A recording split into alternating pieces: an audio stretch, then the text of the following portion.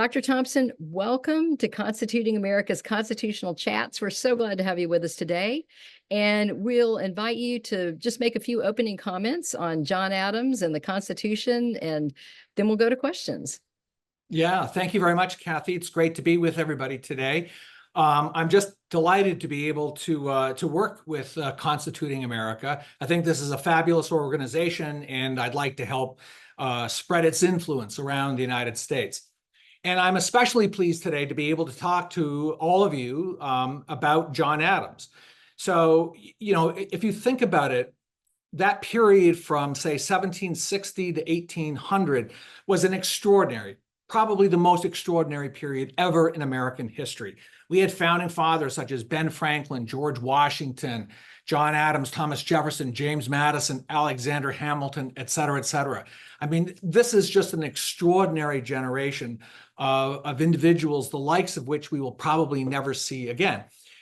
But I do think that there is one founding father who stands above all the others, at least in terms of his accomplishments. And that, of course, is John Adams. I think John Adams is America's greatest founding father, and I think this is objectively demonstrable. So what I'd like to do today is to take just a few minutes and just go over some of the highlights of Adams's life and career, just to give the audience a flavor of who this man was. So John Adams was born in 1735 in Braintree, Massachusetts, and then he died on July 4th, 1826. Now, think about it. Think about what that means. It means that he died exactly 50 years to the day after the signing of the Declaration of Independence. I mean, this is one of the most extraordinary incidences in American history. And then on top of that, it turns out that Thomas Jefferson, the actual author or primary author of the Declaration of Independence, died on the same day. I mean, what are the odds of that? That the two of our greatest founding fathers would die on the same day, 50 years to the day after the signing of the Declaration of Independence. It's really just a remarkable fact. Now, when Adams was taking his last breath or two, he uttered these last words. He said, "Thomas Jefferson still survives." Now, literally speaking, this was not true. Jefferson had actually died a few hours before. But figuratively speaking, I think it probably was true, in the sense that Thomas Jefferson's ideas and his reputation only gained prominence throughout the 19th and throughout the entire 20th centuries. Whereas John Adams's reputation died a kind of ignominious death.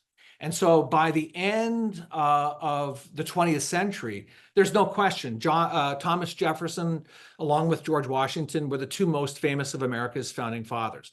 But then in the 1990s, there was kind of a renaissance in our knowledge of John Adams. Several books were written on John Adams during this time, and all of a sudden, he had this kind of rebirth.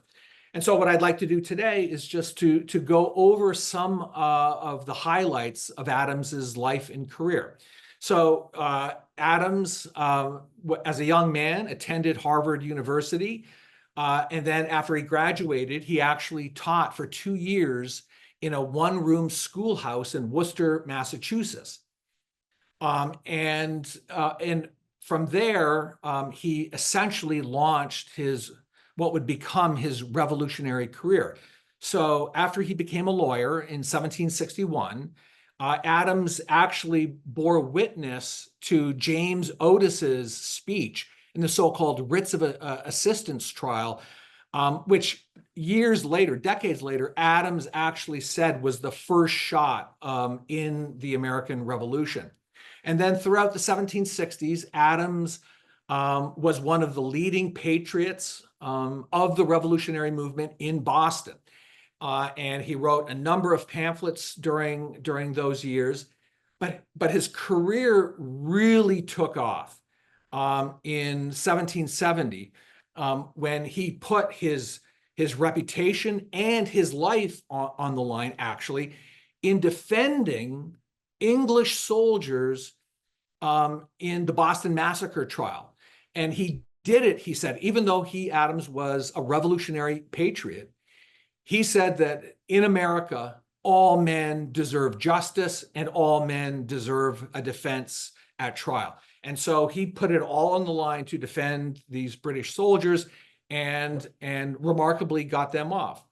But his career really took off in 1774 when he was elected to be a delegate from Massachusetts to the first Continental Congress.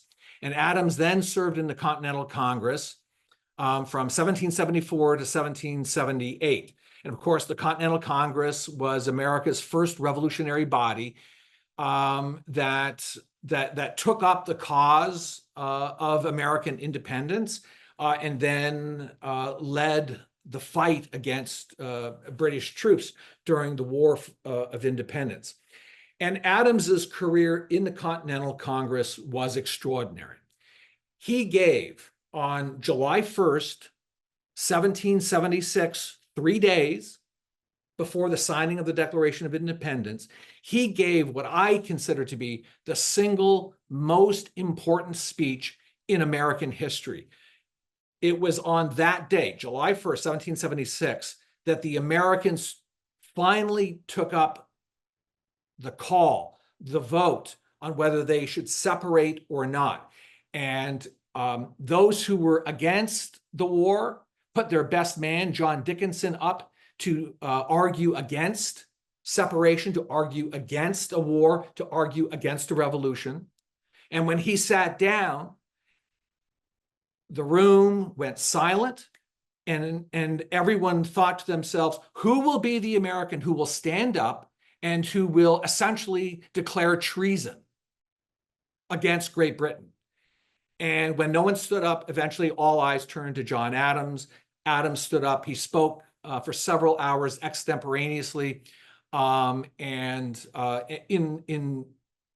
defense of the idea that the Americans ought to declare independence.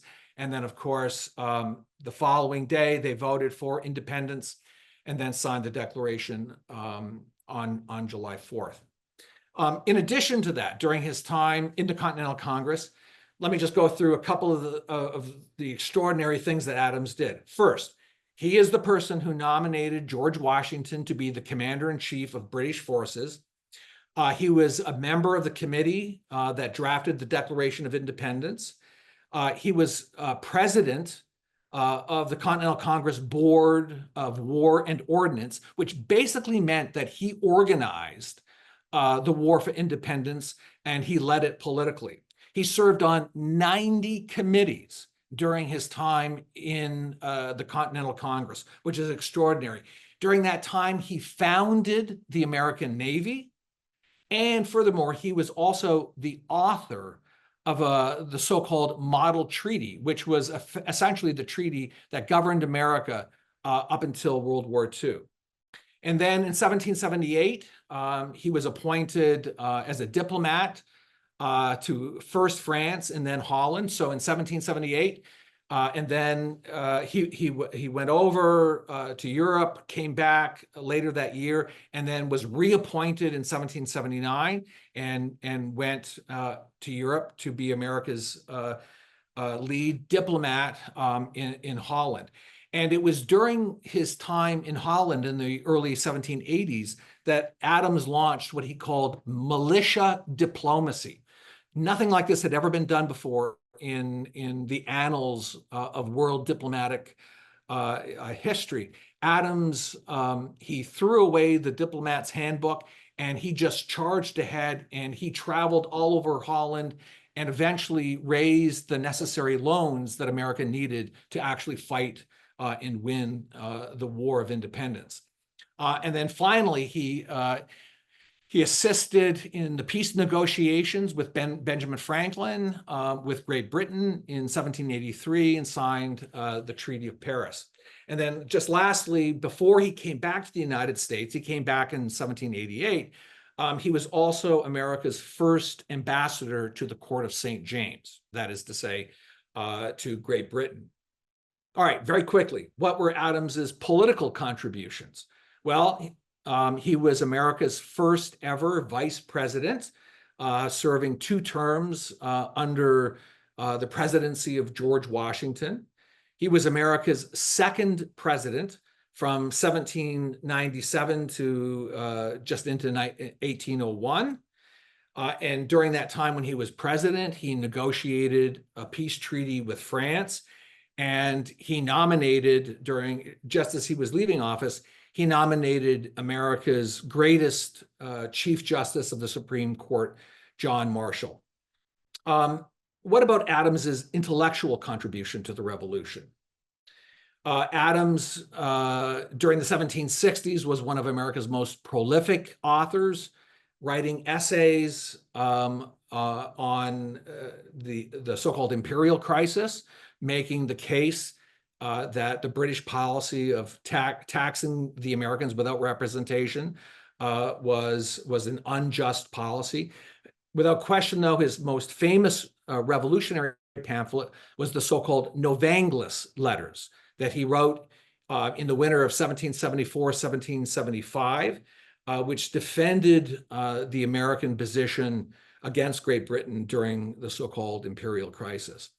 In 1776, he authored one of the most influential pamphlets of the entire revolution, titled Thoughts on Government, which effectively was a blueprint for all of the state revolutionary constitution makers between 1776 and 1780, because as you I'm sure all know, once the Americans declared independence on July 4th, 1776, they were no longer provinces of Great Britain, they were states. And as states, they now had to have governments, and governments meant constitutions.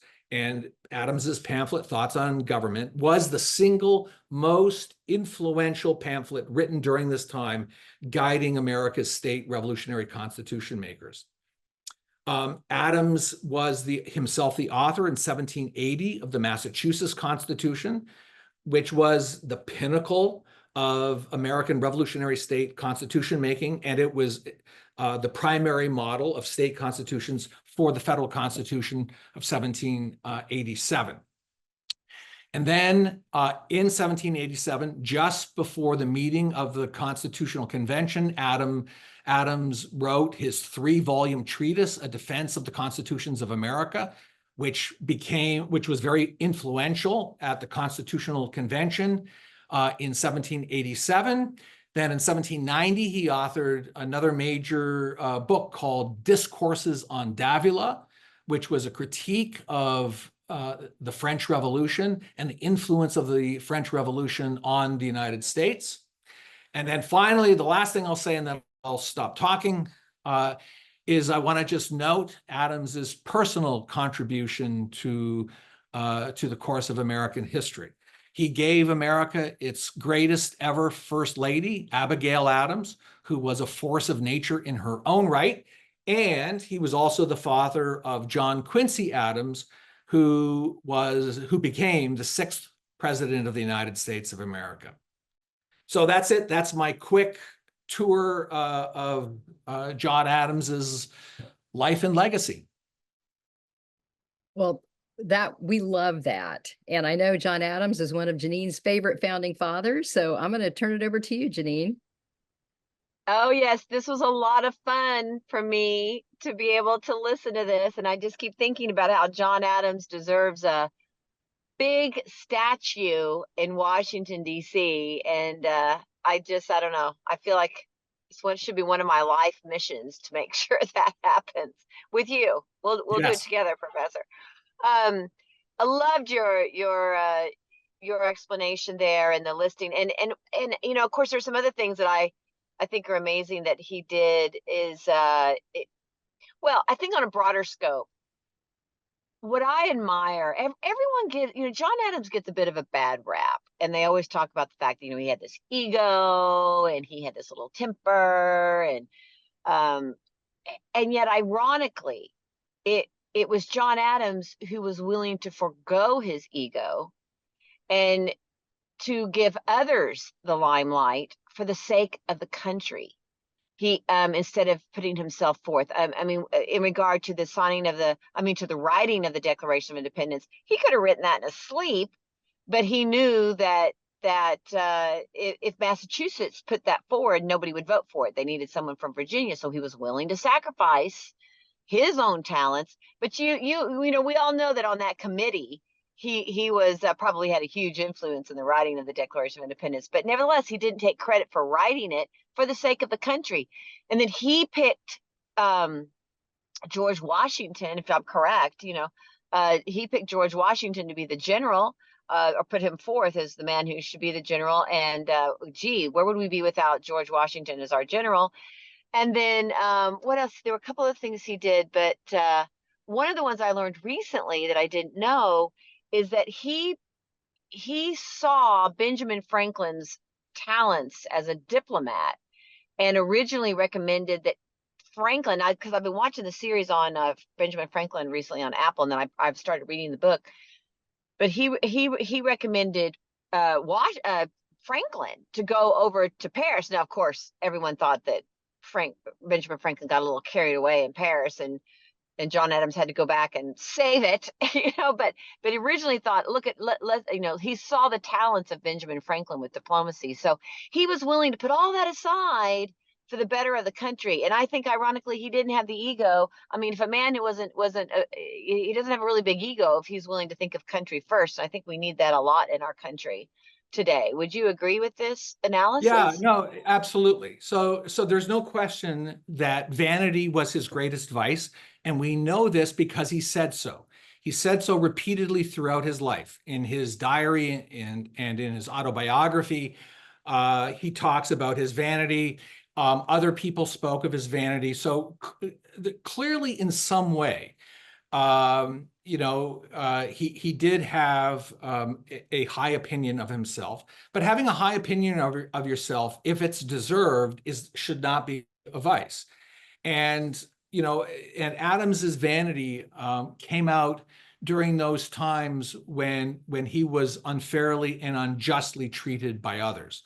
And he never, you know, he never got the accolades that he deserved during his own lifetime. So yeah, his vanity, you know, would flare up every now and then. He knew it was his vice. But on the other hand, Janine, as you say absolutely correctly, no man gave as much of his life to the cause of the revolution as John Adams. No man was willing to take a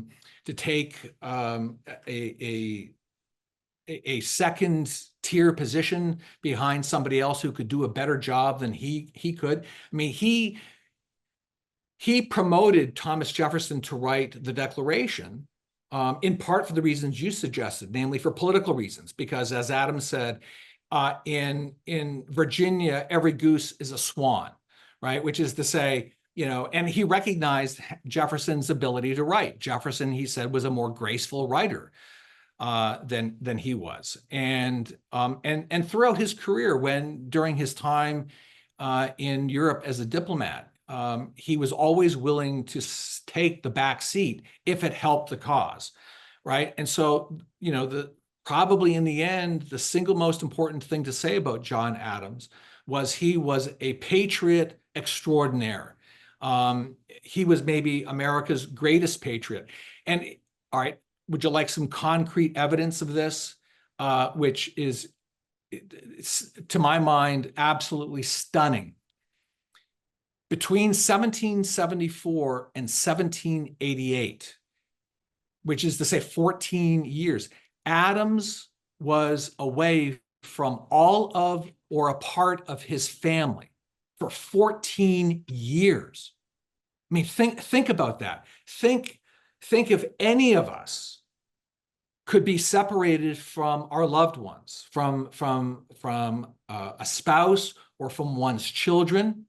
I mean, it's extraordinary. And on the flip side of that, of course, yes, it was, and we know this from their correspondence. Yes, of course, it was difficult for Abigail, who was at home raising 4 children, right? By herself. She was a single mother, not quite for 14 years, but she was a single mother for at least 10 years, raising her children. But yet it was Abigail who insisted that John be at the forefront of the revolutionary movement, right? She sanctioned his being away from them for over a decade. And just ask yourself this last question. Could any of us do that?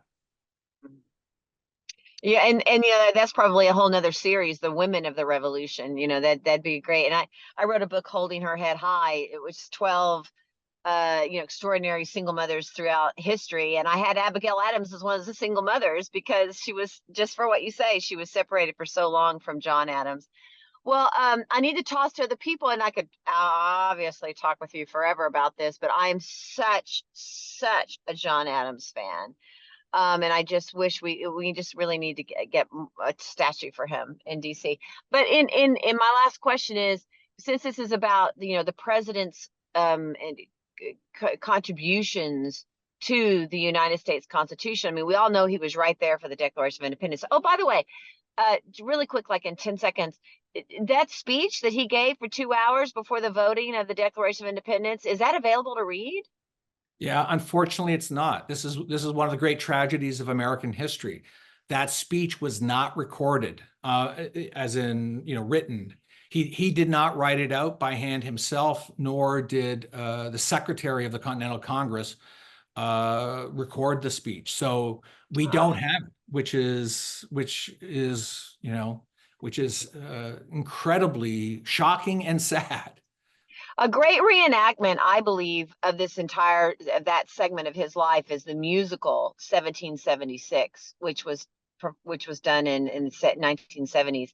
And I think that the actor that portrayed John Adams in the movie 1776, and he also portrayed it on Broadway too, is the best version of John Adams, because he had his flair and his sense of diplomacy and his humor as well as his angst. And so everyone should check out that movie. I'm sure you can get it on Amazon or Netflix now, but 1776, the musical. Yeah. With done in the 1970s. But my last question here, the Constitution, since it's about the presidents of the Constitution, he had obviously such sway, as you mentioned in your listings, in your opening dialogue, over the Constitution too. And I think because he wrote the Massachusetts Constitution, wasn't that before the state constitution, before the United States Constitution? So if you just want to, I'll close my segment with talking about his contributions to, and there are all kinds of questions to ask about what he would think about what we've done with it now, but I don't know that there's, I'll leave it to others if they want to ask those questions, but his contributions to the United States Constitution. Sure. So first and foremost, as we've both said, as the author of the 1780 Massachusetts Constitution, which was the best state, it was recognized uniformly at the time as the best and the most influential state revolutionary constitution. And it was a model for the framers of the 1787 Constitution. So there is a direct line of connection between Adams's Massachusetts Constitution and the Philadelphia Constitution of 1787. But also, in 1787, before the Constitutional Convention met, the first volume of Adams's great 3-volume treatise, A Defense of the Constitutions of Government of the United States of America, was published in the United States. And many of the delegates who attended the Constitutional Convention read that first volume and were profoundly influenced by it and said so. And so it was kind of Adams's Defense of the Constitution provided the sort of philosophic groundwork for the Philadelphia Convention. So even though Adams was not in attendance, because he was in England serving as our ambassador to the Court of St. James, his Defense of the Constitutions, Volume 1, had a profound impact on the framers of the Philadelphia. Right. We're going to have to go. Maybe that should be our next study, which we didn't mention today, by the way. We have a study starting on Monday and it's on Alexis de Tocqueville's book, Democracy in America. So I hope everyone, I'm real involved in it this year. I'm going to be blogging with everybody. So I hope you will join us for that. So, okay, thank you so much. Oh my goodness, you'll have to come back. And I look forward to meeting you in person and we can talk all about this. So thank you so much. Fantastic. I'd like that. Yeah, appreciate you.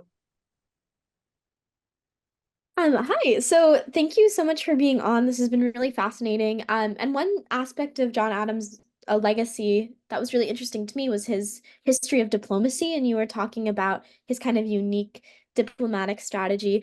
Since we often think of his work so much, since he made so many domestic contributions, we usually focus on those, but we forget he was such a gifted statesman. So could you talk more about his diplomatic strategy? And how his background in international relations, maybe how it could have affected his time in domestic politics or his outlook on the emerging United States government? Yeah, that's a great question.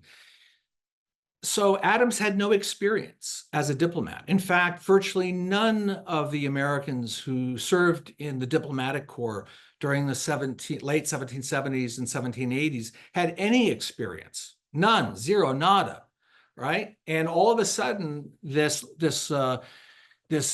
still relatively young man from Braintree, Massachusetts, now has been thrust onto the world stage. When he first goes to France, first in 1778 and then in 79, and he's introduced to the French court.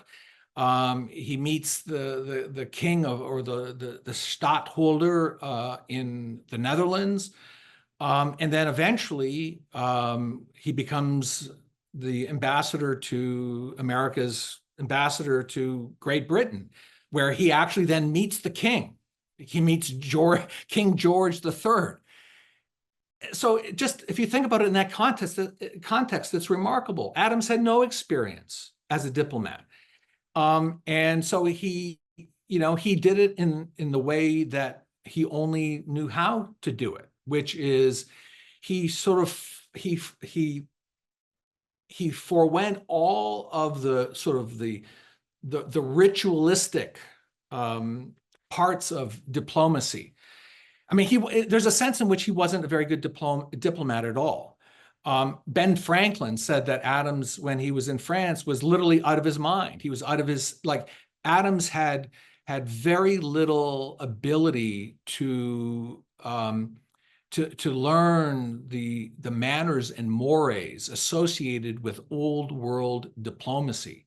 I mean, he's dealing with some of the most important, influential, and famous diplomats in 18th century Europe.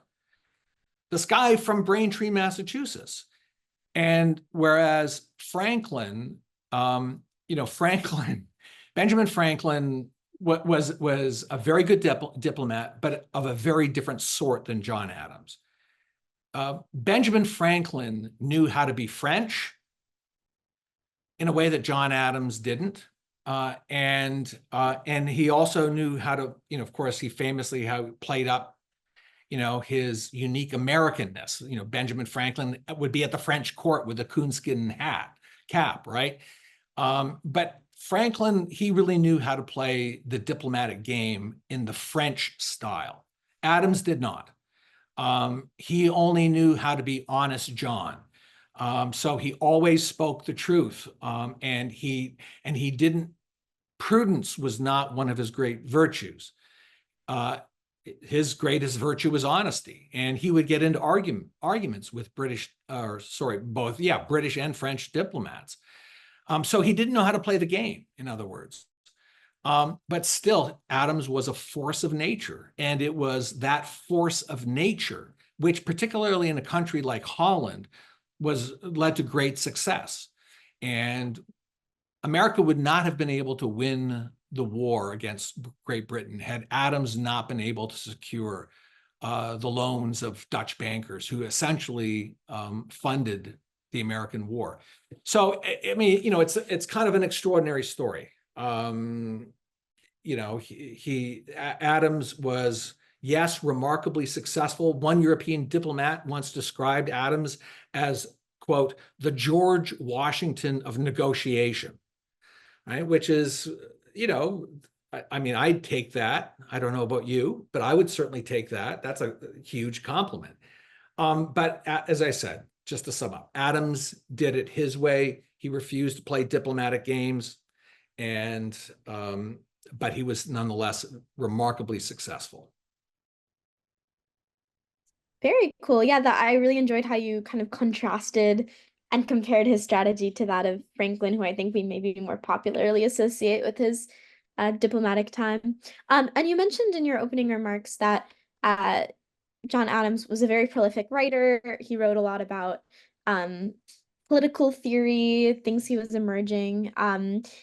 He was that was emerging in the early American government. So I was curious, could you talk about Adams's views on human nature and how those sort of shaped his political theories? Sure. So, I would say that Adams had a very Enlightenment view of human nature. So despite the fact that he was born in Puritan Massachusetts in the first third of the 18th century, and despite the fact that his father, in fact, both his parents were direct descendants of Puritans who came over in the first wave of Puritan migration from England in the 1730s. So, Adams very much had Puritan roots. And in fact, it was expected that he would go to Harvard in order to become a minister. But instead, I mentioned, he took those 2 years off to teach school. And it was during those 2 years that he really asked himself a lot of really hard questions, which you and everybody listening to this conversation can read in his diary, where you see a very young man, 20, 21, 22 years old, struggling with the deepest, the hardest questions of both theology and philosophy. And in the end, Adams actually gives up his Calvinist view of human nature. So he gives up the idea that man is born inherently or innately wicked. And he does accept this more Enlightenment view, which says that essentially man is born tabula rasa, and you are what you make yourself to be. And Adams himself was sort of the living embodiment of that. This is a man who, his father was a farmer and a shoemaker. So Adams did not come from great wealth by any means at all. And yet this young man who grew up in a farm in Braintree, Massachusetts, becomes one of the most influential men, not only of the 18th century, but you could say of the last 300 years, because he gave us, in effect, I mean, he was one of the key founding fathers. And so his view of human nature was a non-Calvinist Enlightenment view of human nature, which basically said that you are what you make yourself to be. And there are these extraordinary passages in his diary, for instance, from the time he was 21. He writes a fable to Hercules, and he says, he's writing to himself in his diary. He says, "Let virtue address me," and he goes through all of his vices, and he writes about how the most important thing in his life right now is to purge himself of all of these vices, and they're all, let's just say, the typical vices of young men. Those vices have to be purged. And then he has to be ambitious. He has to be ambitious to achieve great things. And from a very early age, in the early 1760s, Adams had this extraordinary ambition to become what he called a lawgiver. And what he meant by a lawgiver was not to be just a legislator in a provincial Congress or legislature, but rather to be a lawgiver in the Greek tradition of Lycurgus of Sparta and Solon of Athens. That is to say, to be a constitution maker. And he had that ambition as a young man in the 1760s. And 20 years later, guess what? He becomes the author of the Massachusetts Constitution. He becomes a lawmaker. So anyway, to sort of end this, Adams had, I think, Adams's view, I think, let me just say one last thing about Adams's view of human nature. Adams thought that the animating passion of human life is what he called the spectumur agendo, which comes from Ovid. And spectumur agendo means the desire to be seen. And for Adams, this is the sort of driving force of human nature. And it's that which all lawgivers and constitution makers, it's from that position that they have to begin, right? You have to recognize that this desire to be seen translates, of course, into a desire for power. And Adams knew that power corrupts, and absolute power corrupts absolutely. Therefore, if you begin with that premise, then you have to control and regulate the quest for power in or through your Constitution, which is exactly what he did with the Massachusetts Constitution and with in his defense of the Constitutions, which was, as I've said, the model for the Philadelphia Constitution. Well, thank you so much. I feel like, with a topic like John Adams, it's easy to tread the same ground, but we definitely didn't. I think I learned so much. And on Harvard campus, I live near Massachusetts Hall, which is where John Adams lived, along with Samuel Adams and John Hancock. So I'll definitely think of this chat when I pass it later this week. So thank you so much for your time. And with that, I will pass on to someone else for more questions. Yeah, thank you. All right, thank you for this brilliant recapitulation of John Adams as our great founding father, for the founding father who may be somewhat taken for granted or forgotten in our modern times. It was wonderful to listen to. I'm very interested in what you talked about last, about his philosophy on aspects of theology and human nature, but I would like you to tell me a little bit about John Adams' political philosophy, as opposed to maybe Thomas Jefferson and Benjamin Franklin, or some of the other political philosophers that we may know more clearly their beliefs. Yeah, great question. So the first thing to say is that Adams shared with Jefferson and Franklin and Washington and Hamilton and Madison. He held the core fundamental position, which is that the sole purpose of government in a free society is the protection of individual rights. So Adams, like all the other founding fathers, and which is summarized in the Declaration of Independence, believed that that government should have a moral foundation, and that moral foundation is the doctrine of individual rights, or what they called natural rights. And this is the idea that each human being, each individual is unique, is self-owning, is self-governing, and must be self-reliant. So individual rights is the core, the foundation, and then building up from this idea of the purpose of government being the protection of individual rights. Adams, like all of the other founding fathers, believed that sitting atop or coming out of the doctrine of individual rights is the notion of popular sovereignty, right? That government rests on the will of the people, right? The federal Constitution begins, "We the people." It doesn't begin, "We the states." It begins, "We the people." So Jefferson, like the other founders, believed in the doctrine of popular sovereignty, grounded. Interrupt there for a moment to ask a question, which we never really get to. Those two ideas, we often may hear them described, but we don't often get to hear them in reference to what about when they're pitted against each other. So popular sovereignty, consent of the governed, political power coming from the consent of the governed. What about when the consent of the governed wants to violate the rights of the minority. And is that why you said that it must be on the foundation of government's purpose to protect individual rights? Yes, to your last comment, but it's complicated. So let me flesh this out a little bit. I mean, that's a great question.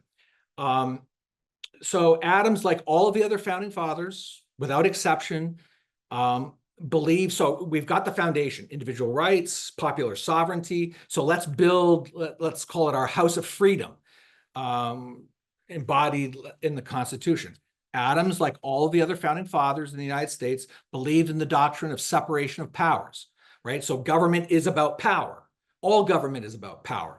And so, and in fact, Adams was the leading advocate of the doctrine separation of powers in the United States. And separation of powers is to take the naturally occurring powers of government, namely the legislative power and the executive power, to which Adams added a third power, and that's the judicial power.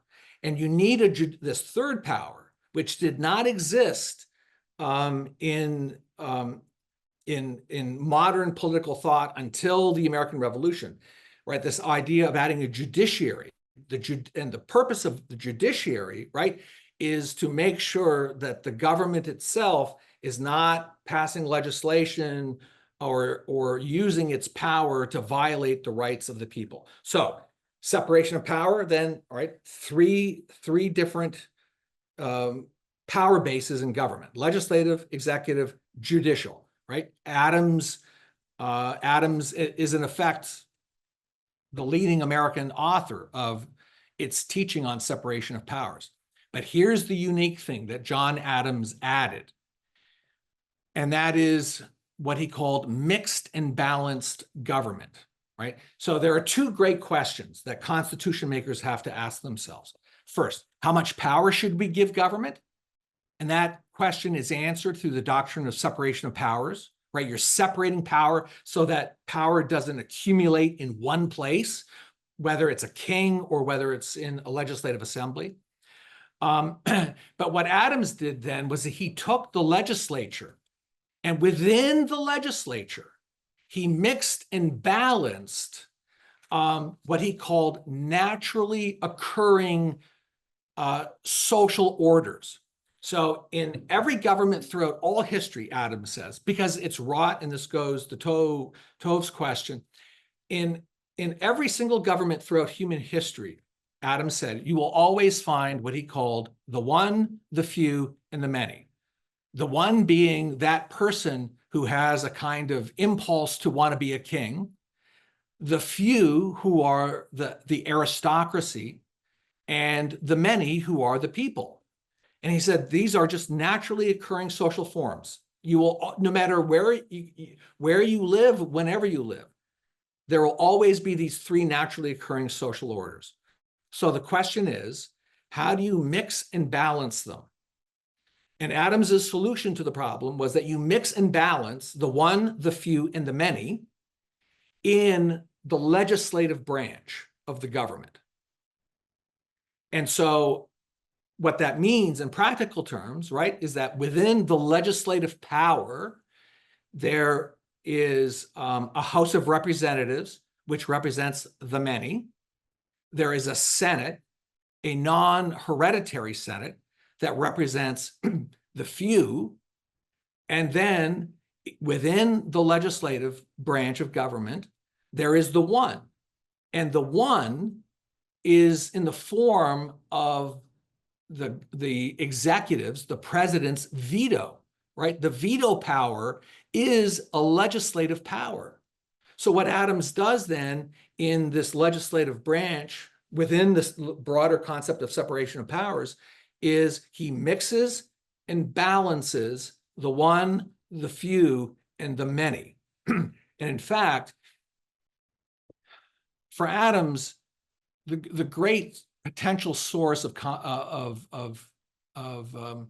tyranny is the few. And he creates a Senate, he says, as an ostracism, right? We like if you have it, he was also arguing against Ben Franklin's argument for a unicameral legislature, right? A one-house legislature. Adams is an advocate of a bicameral legislature, which means a two-house legislature, but with this third element of the president's veto. He's arguing against the idea of unicameralism, which is just one house, one body.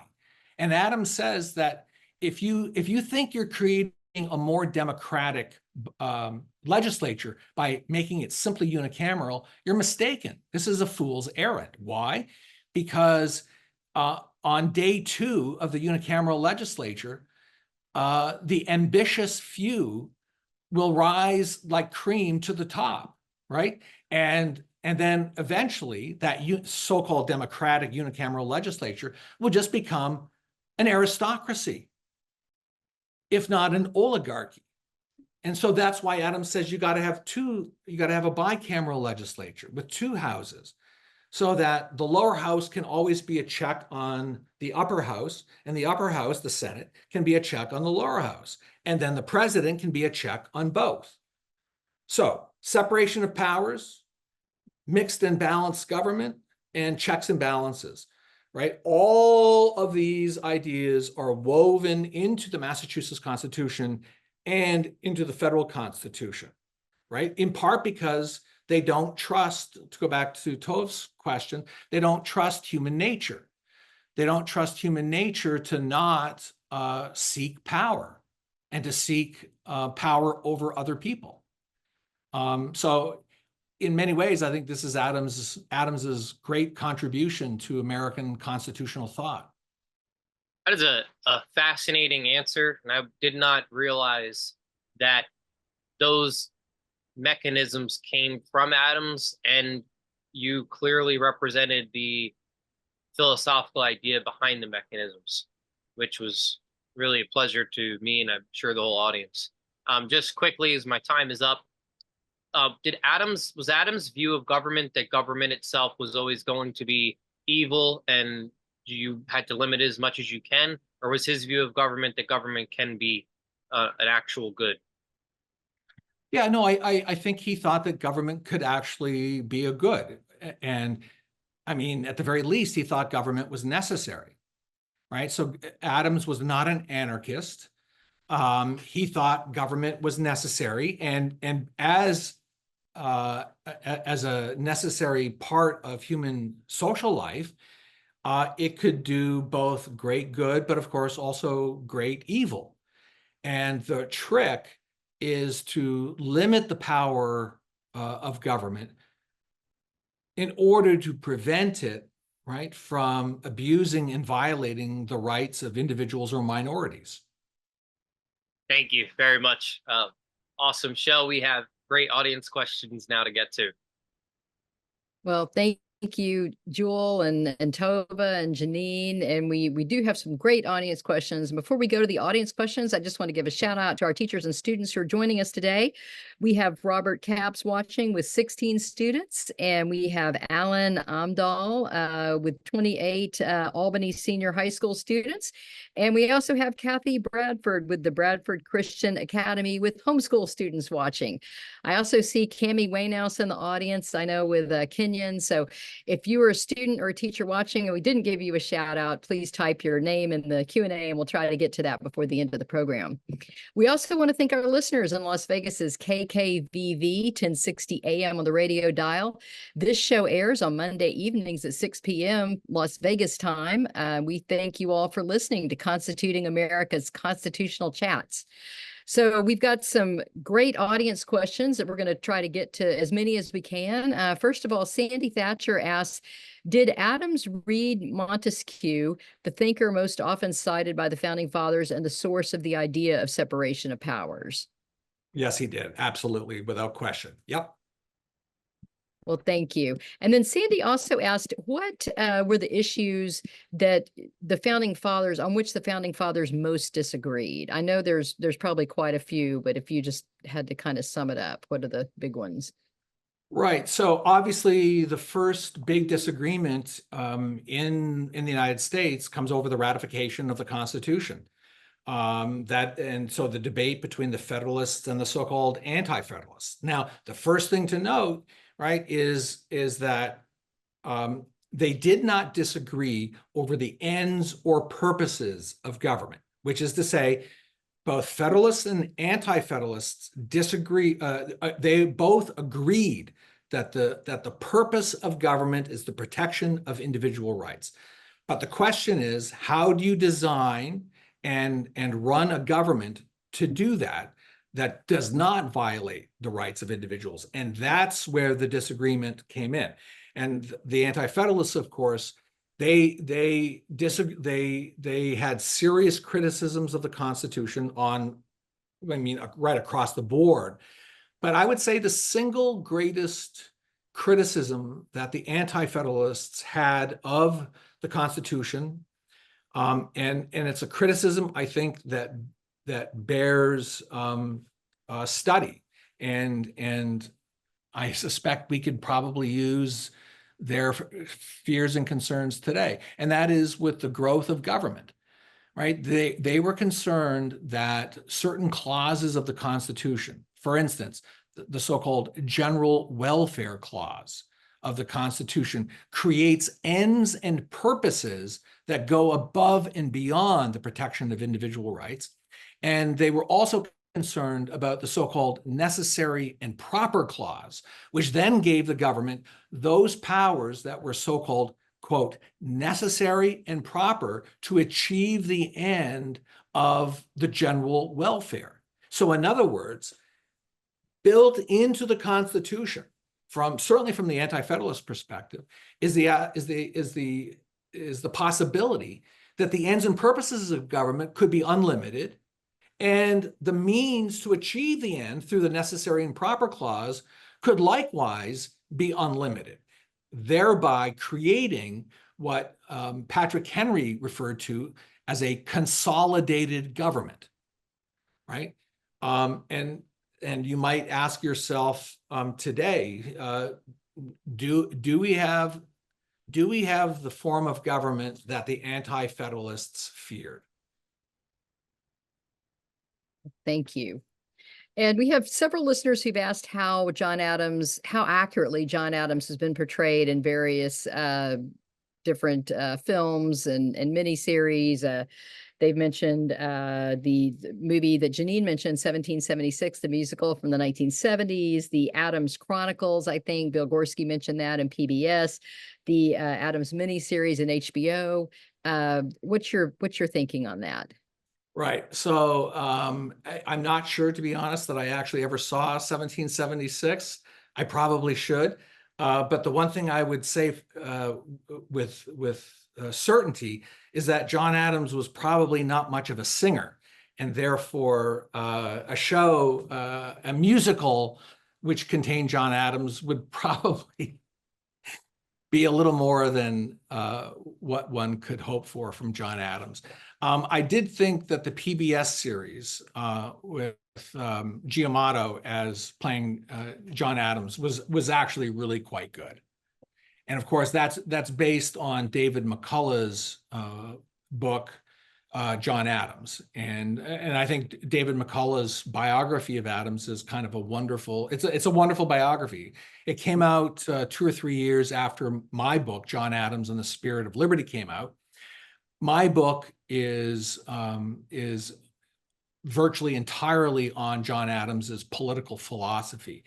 And therefore, I think it pairs very well with the David McCullough biography, which doesn't have anything to say about John Adams's political philosophy, which was a big part of who and what Adams was.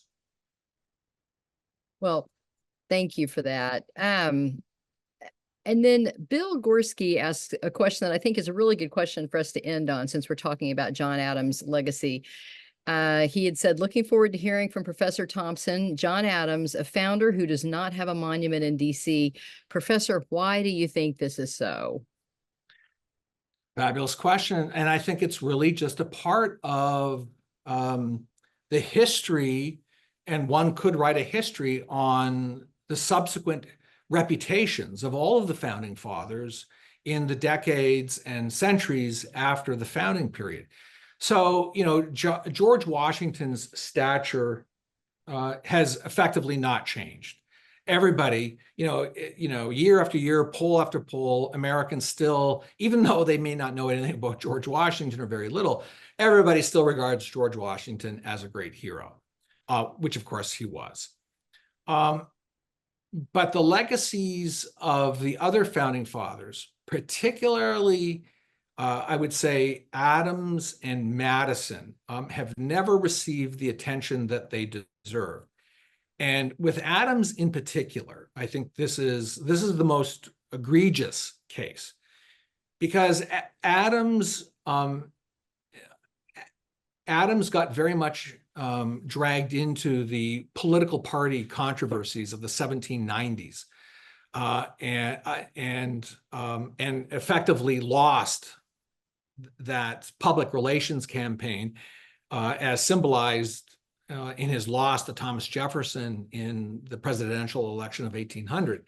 And effectively, and I think this is really sort of at the heart of the matter, effectively, Americans, generation after generation through the 19th and 20th centuries, they have, of course, not surprisingly, they've used those founding fathers who support their particular political ideology and their political goals. And so, interestingly, let's say, for instance, in the 20th century, the two founding fathers who had the greatest influence on American politics, and therefore the greatest reputations, were Thomas Jefferson and Alexander Hamilton. And in many ways, the 20th century was a debate, ideologically speaking, between Jeffersonians and Hamiltonians. And Adams didn't really have the kind of developed views of political economy. That's the one area that Adams did not write about very much, was political economy. But of course, issues of political economy are the ones that have the most staying power over time. And so, Adams was neglected. He was a victim of the party crisis of the 1790s. And he had, Adams did not have the kind of political network to support him during his time in office that, say, Jefferson did. So I think those are some of the reasons. There are more. And Adams, Adams also did have this sort of cantankerous personality. There's no question, we can't evade that issue at all. He could be cantankerous, but it is a crime, however, that John Adams does not have a significant monument in Washington, D.C. He deserves it as much as anybody. Well, that is something that maybe we can all work on. So thank you so much for your time today. We really enjoyed having you. I know the audience got so much out of it. And thank you, Jewel and Tova and Janine, for your questions. And we want to remind everyone that in observance of the Labor Day holiday on Monday, September 2nd, we are not going to have a chat on Tuesday, September 3rd, but join us back on Tuesday, September 10th at 2 p.m. Eastern. We're going to be kicking off talking all about our de Tocqueville study that's launching online, and you can find information on the homepage of our website, constitutingamerica.org, on how to sign up for that study and follow it. So thank you so much.